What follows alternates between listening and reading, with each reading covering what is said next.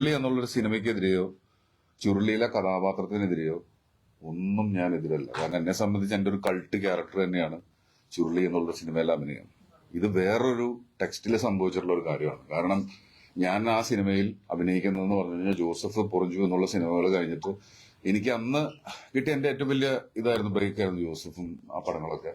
അപ്പൊ ഒരുപാട് അവസരങ്ങളുള്ള ഒരു സമയത്ത് ഞാൻ എനിക്ക് എന്റെ ആഗ്രഹമാണ് ആ സിനിമയിൽ അഭിനയിക്കണം എന്നുള്ളത്, ലിജോന്റെ കൂടെ വർക്ക് ചെയ്യണം എന്നുള്ളത്. അതൊരു സൗഹൃദം, അവരൊക്കെ ആയിട്ടുള്ള സൗഹൃദം തന്നെയാണ് ആ സിനിമയിൽ എത്തിച്ചിട്ടുള്ളത്. ആ സൗഹൃദത്തിന്റെ പുറത്താണ് ആ സിനിമ ചെയ്തത്. ആ സിനിമ ചെയ്യുമ്പോൾ എനിക്ക് കിട്ടിയ, എനിക്ക് മനസ്സിലായ, എന്നോട് കിട്ടിയ കാര്യം എന്ന് വെച്ച് കഴിഞ്ഞാല് ആ സിനിമ ഒരു ഫെസ്റ്റിവലിന് വേണ്ടി ഉണ്ടാക്കിയിട്ടുള്ള ഒരു സിനിമയാണ്. പക്ഷെ പ്രത്യേകിച്ച് അന്ന് തെറിയുള്ള ഒരു സിനിമ ഫുൾ ഉപയോഗിച്ചുകൊണ്ട് തിയേറ്ററിൽ റിലീസ് ചെയ്യുന്നു, OTTയിൽ റിലീസ് ചെയ്യുന്നു, അങ്ങനെയുള്ള ഒരു കാര്യത്തെ കുറിച്ച് ഡിസ്കഷനേ ഇല്ല.